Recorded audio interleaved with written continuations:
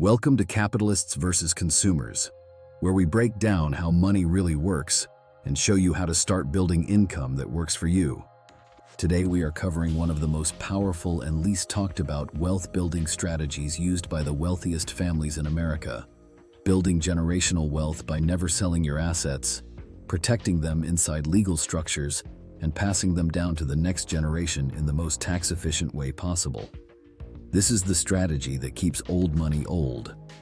And today we are breaking it down completely so everyday people can understand it and start applying the same principles. Quick note before we get into it. Everything we cover here at Capitalists versus Consumers is for educational purposes only and not financial advice or legal advice. Estate planning and trust law are complex and vary by state. Always work with a qualified financial advisor and estate planning attorney before implementing any of these strategies.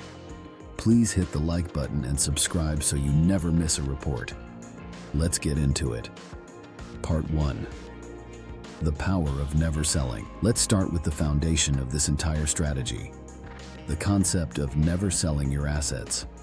Most people think about investing as a buy and sell game. You buy a stock, it goes up, you sell it and take your profit. That feels good in the moment. But every time you sell an asset that has appreciated in value, you trigger a taxable event. You owe capital gains tax on the profit. Depending on how long you held the asset and your income level, that tax bill can be anywhere from 15 to 37% of your gain. Here is the math that changes everything. If you buy $100,000 worth of stock and it grows to $500,000 over 20 years, and you sell it, you owe capital gains tax on $400,000 of profit. At a 20% long-term capital gains rate, that is $80,000 going to the IRS. You keep $420,000. Now here's the alternative. You never sell. You hold the stock for your entire life. You pass it to your heirs. Under current tax law, your heirs receive what is called a stepped-up cost basis, meaning the cost basis of the inherited stock resets to its fair market value at the time they inherit it. If the stock is worth $500,000 when they inherit it, their cost basis becomes $500,000. If they then sell it for $500,000, they owe zero capital gains tax. The $80,000 tax bill, gone. The full $500,000 passes to your heirs completely intact. This is called the buy, hold, and borrow strategy, or sometimes the buy, borrow, die strategy. It is one of the most powerful legal tax strategies available, and it is used by billionaires and wealthy families all over the world. The buy, borrow, die strategy explained. Here is how the full strategy works in practice. You buy appreciating assets, stocks, index funds, real estate, businesses. You hold them and never sell. As they appreciate in value, you borrow against them using what is called a securities-backed line of credit or a margin loan. You use the borrowed money to fund your lifestyle, your expenses, or additional investments. The borrowed money is not taxable income. Loans are not income. So you are living off of your wealth without triggering a single dollar of capital gains tax. You hold the assets until you die. Your heirs inherit them with a stepped-up basis. They sell, pay zero capital gains on the appreciation that happened during your lifetime. The loan gets paid off from the estate, and the remaining wealth passes on. This is not a loophole available only to billionaires. Anyone who owns appreciating assets, a stock portfolio, a home, investment property, can apply these principles at any scale. The key rules to understand. Borrowing against assets involves risk. If your assets decline significantly in value, you may face a margin call, meaning you have to repay the loan immediately or sell assets to cover it. This strategy works best with stable appreciating assets held for very long time horizons. It is not a strategy for speculative or volatile holdings. Part 2. Wills. A will is the most basic estate planning document and the starting point for anyone who wants to control what happens to their assets after they die. A will, formerly called a last will and testament, is a legal document that specifies how you want your assets distributed after your death. It names beneficiaries, the people or organizations who receive your assets. It can name a guardian for minor children. And it names an executor, the person responsible for carrying out the instructions in the will.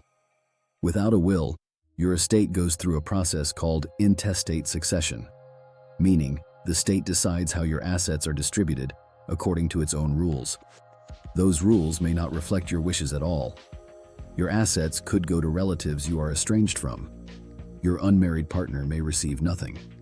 Your minor children could end up with guardians you would not have chosen. A will is not complicated to create, and for most people it does not require an expensive attorney. Online services like LegalZoom or Rocket Lawyer can help you create a basic will affordably. However, there are important limitations to understand about wills. A will must go through probate, a court-supervised process of validating the will and distributing assets. Probate is public record, meaning anyone can look up what you owned and who you left it to. It can be slow, taking months or even years in complex cases. And it can be expensive.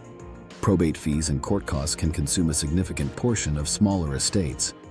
For these reasons, most estate planning attorneys recommend using a will as a foundation, but supplementing it with trusts and other structures that avoid probate entirely. Part 3. Revocable living trusts. A revocable living trust is one of the most useful estate planning tools available to everyday Americans, and one of the most misunderstood. Here is how it works. You create a trust, a legal entity separate from you personally. You transfer your assets into the trust. You name yourself as the trustee, meaning you maintain full control of the assets during your lifetime. You can buy, sell, change investments, and access money exactly as you do now. Nothing changes about how you manage your money day to day. The difference comes when you die. Because the assets are owned by the trust, not by you personally, they do not go through probate.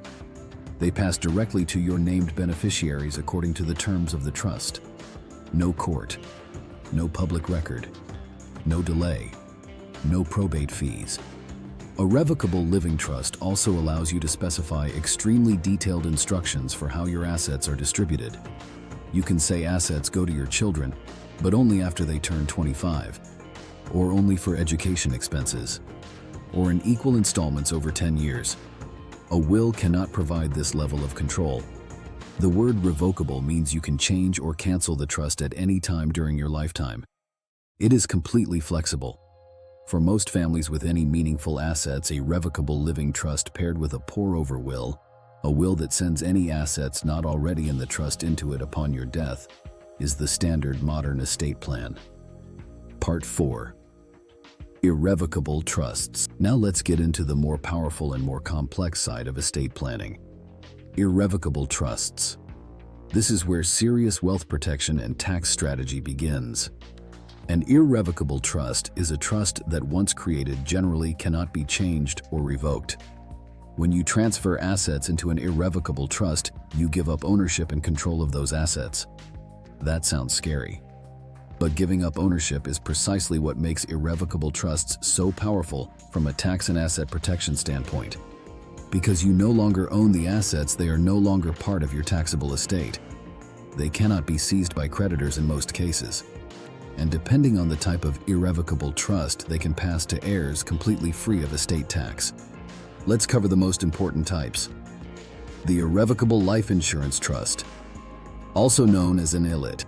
Most people have life insurance, but most people do not realize that life insurance proceeds can be subject to estate tax if the policy is owned by the deceased. An ILIT is an irrevocable trust that owns a life insurance policy on your behalf. Because the trust owns the policy, not you, the death benefit is not included in your taxable estate. Your beneficiaries receive the full death benefit completely free of estate tax. For high net worth individuals with large life insurance policies, this trust alone can save hundreds of thousands or even millions of dollars in estate taxes. The Spousal Lifetime Access Trust, also known as a SLAT. A SLAT allows a married person to make a gift to an irrevocable trust for the benefit of their spouse while removing the assets from their taxable estate. The spouse can still access the trust assets for health, education, maintenance, and support, so the family has not truly given up access to the wealth. The key benefit is that the assets grow outside of the taxable estate. The appreciation on those assets, which could be enormous over decades, never gets counted for estate tax purposes. The Dynasty Trust. A dynasty trust is an irrevocable trust designed to last for multiple generations, sometimes indefinitely in states that allow perpetual trusts. Assets placed in a dynasty trust can pass from generation to generation without triggering estate tax at each generational transfer. Think about what that means compounded over 50 or 100 years. A family that places $1 million in a dynasty trust today, and that trust grows at 8% per year for 50 years, has over $46 million available to future generations without a single estate tax event along the way. Dynasty trusts are used by the wealthiest families in America to ensure that wealth compounds across generations rather than being eroded by estate taxes every 30 years. The Grantor Retained Annuity Trust, also known as a GRAT. A GRAT is a sophisticated irrevocable trust used to transfer appreciating assets to heirs with minimal gift and estate tax consequences. Here is how it works. You transfer assets into the GRAT. The trust pays you an annuity, a fixed payment, back to you for a set number of years. At the end of the term, whatever is left in the trust passes to your beneficiaries. If the assets grew faster than the IRS assumed interest rate, which is set each month and is often quite low, the excess growth passes to heirs completely tax-free. This strategy is particularly powerful for assets you expect to appreciate significantly: stock in a company before an IPO, shares in a fast-growing business, or a concentrated stock position. You transfer the future appreciation out of your estate at minimal tax cost. Part 5. The step up in basis and how to maximize it. We touched on this earlier, but it deserves its own section because it is so powerful. Under current tax law, when you inherit an asset, stocks, real estate, a business, the cost basis of that asset resets to its fair market value on the date of the original owner's death. This is called the stepped-up basis. This means that all of the capital gains that accumulated during the original owner's lifetime are completely wiped out from a tax perspective. The heir can sell the asset immediately after inheriting it and pay zero capital gains tax. The practical implication is clear. If you have highly appreciated assets, stocks you have held for decades, real estate that has tripled in value, the most tax-efficient thing you can do is hold them until death and let your heirs inherit them with a stepped-up basis rather than selling and paying capital gains tax yourself. This is not about being morbid. It is about understanding that the tax code rewards long-term holding and intergenerational transfer of assets in a way that makes selling those assets often the worst financial decision you can make. Part 6. Gifting strategies. Beyond trusts, there are several gifting strategies that allow you to transfer wealth to heirs during your lifetime in a tax-advantaged way. The annual gift tax exclusion allows you to give up to $19,000 per person per year, as of 2026, completely free of gift tax. A married couple can give $38,000 per recipient per year. Over time, these annual gifts can transfer significant wealth out of your taxable estate without triggering any tax consequences. The lifetime gift and estate tax exemption is the total amount you can give away during your lifetime, and at death without owing federal estate or gift tax. In 2026, this exemption is approximately $13.6 million per individual, or $27.2 million for a married couple. Assets transferred above this threshold are subject to the federal estate tax rate of 40%. Importantly, this exemption was scheduled to drop significantly at the end of 2025 under the Tax Cuts and Jobs Act, potentially cutting in half to approximately $7 million per individual. As of 2026, Congress has not yet passed legislation to make the higher exemption permanent. Estate planning attorneys are strongly advising clients to use their remaining exemption now because if lawmakers do not act, the exemption could still drop retroactively or at a future date. This remains one of the most time-sensitive estate planning opportunities available right now, and something to watch closely as tax legislation develops in 2026. 529 plans are another powerful gifting tool specifically for education funding. You can front-load 5 years' worth of annual gift tax exclusions into a 529 plan in a single year, up to $95,000 per beneficiary, through a strategy called superfunding. The money grows tax-free, and withdrawals for qualified education expenses are completely tax-exempt. Part 7. Putting it all together. Here is what a complete wealth building and preservation strategy looks like when you combine all of these elements.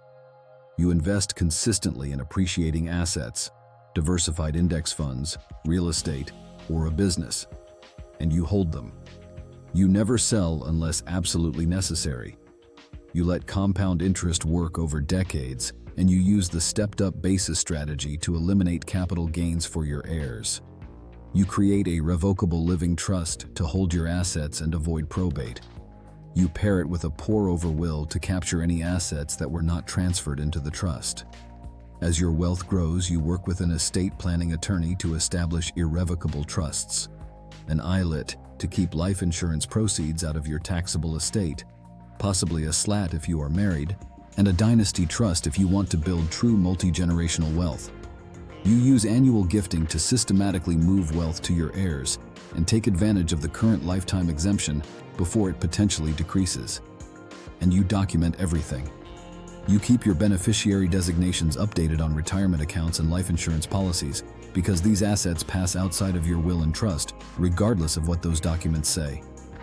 The bottom line, building generational wealth is not about making more money. It is about keeping more of the money you make and ensuring it compounds across generations rather than being eroded by taxes, probate, and poor planning. The buy, hold, and borrow strategy eliminates capital gains taxes during your lifetime. The stepped-up basis eliminates them for your heirs. Trusts eliminate probate and can dramatically reduce estate taxes. Annual gifting moves wealth to the next generation tax-free. And the lifetime exemption, if used now, can shield millions of dollars from the 40% estate tax rate. These strategies are not exclusively for billionaires. They apply at every wealth level. And the earlier you start implementing them, the more powerful the compounding becomes. That is a wrap on today's breakdown here at Capitalists versus Consumers. If this opened your eyes to strategies you did not know existed, please hit the like button. It helps more people find this content. Subscribe and turn on notifications so you never miss a weekly report every Friday after the close and our daily after the bell market report every trading day. We will see you in the next one. Resources mentioned in this video: The Millionaire Next Door by Thomas Stanley, Die with Zero by Bill Perkins, Estate Planning Basics by Dennis Clifford. This video contains affiliate links. I may earn a small commission at no extra cost to you.